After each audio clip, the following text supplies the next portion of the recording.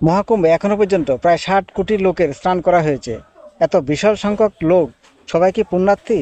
না, এখানে একটা বড় অংশ পাপ করার জন্য যাচ্ছে। এরা মহাকুম্ভের বিভিন্ন ঘাট ঘুরে ঘুরে মহিলাদের স্নান করার ও কাপড় বদলানোর ছবি এবং ভিডিও তুলছে, এবং এগুলো বিভিন্ন সোশ্যাল মিডিয়া চ্যানেলে বা অ্যাপে এগুলো চড়া দামে বিক্রি করছে। এক একটা ছবি বা ভিডিও 500 থেকে 3000 টাকায় বিক্রি হচ্ছে। যে ছবিগুলো যত আপত্তিকর, যত অশ্লীল, ওইগুলো তত দামে বিক্রি হয়। প্রথমে ওই ছবি বা ভিডিওগুলিকে ব্লার করে সোশ্যাল মিডিয়াতে পোস্ট করা হয়।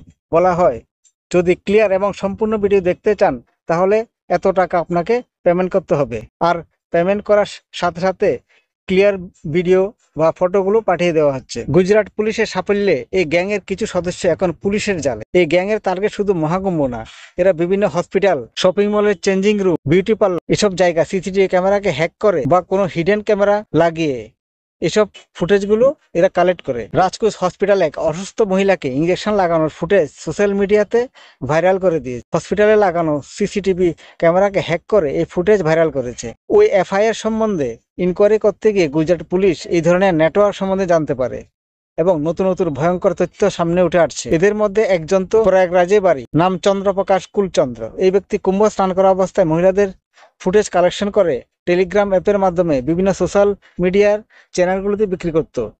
এছাড়া অন্য আরোপী প্রজ্ঞাবল অশোক ও ব্রজ পাটিল, এদের কাছ থেকে তো 60 থেকে বেশি হসপিটালে অশ্লীল সিসিটিভি ফুটেজ তারা সংগ্রহ করেছে।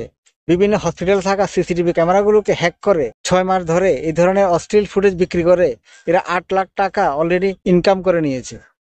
এবং পুলিশের মতে 2000-এর উপরে অশ্লীল ভিডিও বা ফটো মজুদ ছিল, যেগুলো দিয়ে ওরা প্রায় 4 কোটি টাকা ইনকাম করার লক্ষ্য ছিল। এরা বিভিন্ন চ্যাটের মাধ্যমে এটা লিখতো যে ইয়ে কাম গন্দা হ্যায়, ইসমে পয়সা আন্দা হ্যায়।